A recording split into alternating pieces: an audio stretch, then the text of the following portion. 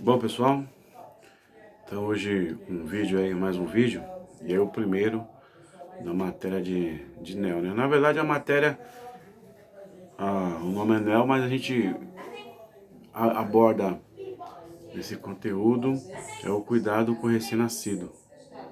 E aí esse cuidado a gente aborda já ele na sala de parto, cuidar dele na sala de parto e no alojamento conjunto, que é onde a gente vai encontrar os RNs aí, o recém-nascido. Então, nós temos que saber cuidar do recém-nascido na sala de parto e no alojamento conjunto. Dentro da UTI neonatal, que é realmente a neonatologia, isso é para o curso de técnico, aí é futuramente, tá bom? E aí eu já encaminhei alguns. Então a gente vai entender essas duas partes aí, entender o que é alojamento conjunto, entender quais os cuidados que eu faço lá dentro da sala de parto, né? Tem umas coisas que tem que fazer na hora lá, nas primeiras horas, na verdade, nos primeiros minutos de vida do RN, tá? E eu já comecei mandando material para vocês sobre a concepção, como é que é feita a concepção, e para entender. E aí, já entramos com material sobre o que é o RN, né? Como ele se classifica. No material a gente viu que o RN ele se classifica, tem duas formas de se classificar, duas formas mais básicas, de acordo com o tamanho e de acordo com a idade gestacional. E de acordo com a idade gestacional ele pode ser a termo, pré-termo e pós-termo. E aí, para ser considerado, né, tem os tempos certinho que eu mandei para vocês no slide. De acordo com o tamanho, aí pode ser considerado PIG, que é pequeno, PIG, pequeno para a idade gestacional, AIG, que é adequado para a idade gestacional, ou grande para a idade gestacional. As duas formas que nós temos de classificar o RN. Por que é importante? Por exemplo, um bebê PIG sabe que ele é pequeno para a idade gestacional, ele realmente é um RN prematuro. E se tiver, ele pode ser pequeno pelo peso e pode ser prematuro também pela idade gestacional, né? E aí esse RN vai precisar de UTI, tá? Então, duas formas de classificar o RN, duas formas mais convencionais. De acordo com a idade gestacional, 30 semanas, 38 semanas, 37 semanas e assim por diante, e de acordo com o peso, tá bom? E aí no material que eu mandei para vocês tem lá os dados mais simples lá para a gente entender como classificar esse RN. Entender o que é um prematuro, a gente viu lá no slide o que é o prematuro.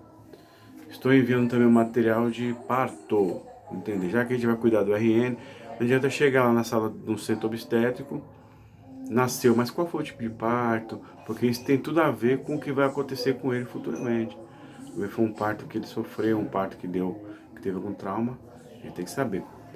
No vídeo eu estou mostrando para vocês que o parto é uma coisa normal, uma coisa fisiológica. Então fala-se de parto, ao parto. Não, parto é uma coisa que é para acontecer naturalmente. Aí nós dividimos os tipos de parto. E aí os partos são por via vaginal, que é o parto normal, e o parto natural. Os dois são por via vaginal. A diferença é que no parto natural não vai ter nenhuma interferência. Não vai ter interferência de epifisiotomia, aquele corte que faz na vagina, entre a vagina e o ânus. Não vai ter interferência de remédio para melhorar a dor. Não vai ter interferência de anestesia. Então a mulher não toma nada. Isso é um parto natural. Não tem interferência alguma de nenhum equipamento. Já o parto normal é um procedimento fisiológico também.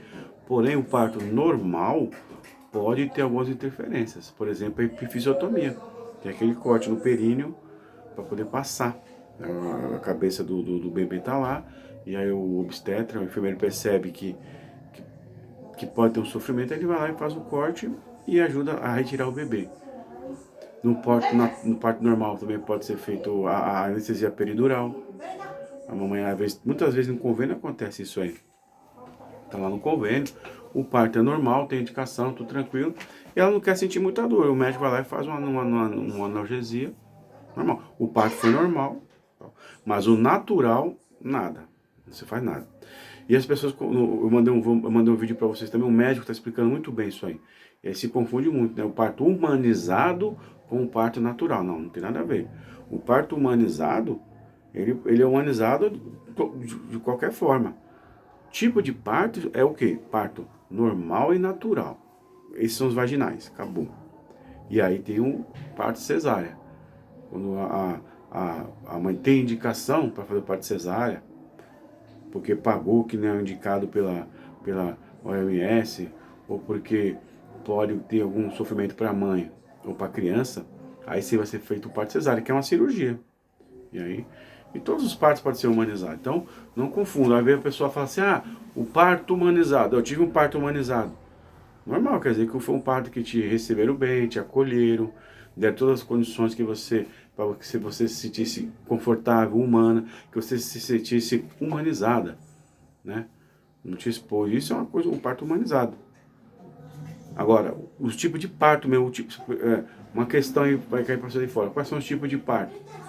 Natural, que não tem influência nenhuma de nada, é uma coisa espontânea, não pode nem dar uma dipirona, não pode.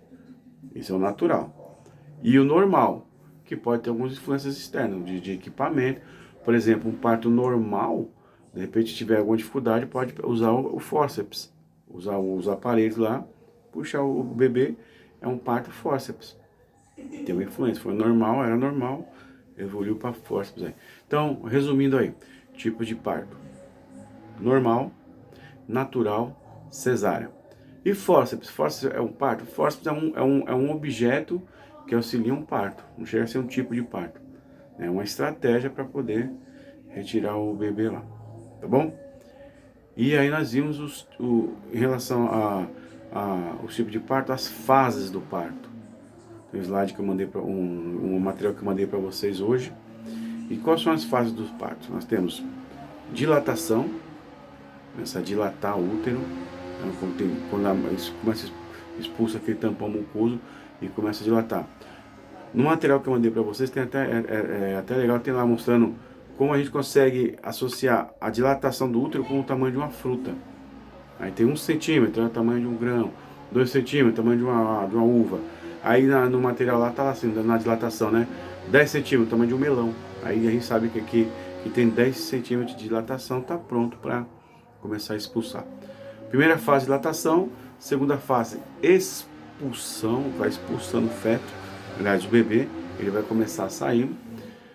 A outra fase é a dequitação, onde o bebê já saiu do útero e aí o organismo começa a tirar a placenta.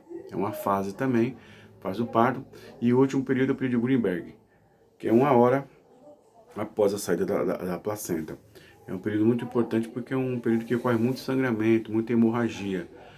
E no concurso público, em processo seletivo, o pessoal gosta muito de perguntar isso aí. A mulher ganhou neném, é para deixar ela lá. Aí, o foco aqui é o bebê, né? O nosso foco nessa matéria é o bebê. Mas aí muitas vezes esquece da mãe, né? E esse período de Greenberg é complicado, porque tem muita hemorragia. Tá bom? Então, fases do parto: dilatação, expulsão, dequitação e Greenberg. Tá bom? Tipos de parto: normal, natural, cesárea. Fórceps não é um parto. Ninguém fala assim, eu vou fazer um fórceps. Fórceps é uma consequência. Tá no parto normal lá, não deu, vai usar o aparelho. Então o fórceps é um aparelho. Tá bom? Então a gente vai continuar. Então agora o intuito é cuidar do RN agora nesse começo dessa matéria dentro da sala de parto. Vamos entender futuramente o que é uma sala de parto, o que é o centro obstétrico, o material que é utilizado ali. Cuidar dele na sala de parto, quais são os primeiros cuidados com ele ali. Depois ele foi para o alojamento conjunto, quais são esses cuidados aí. Tá bom?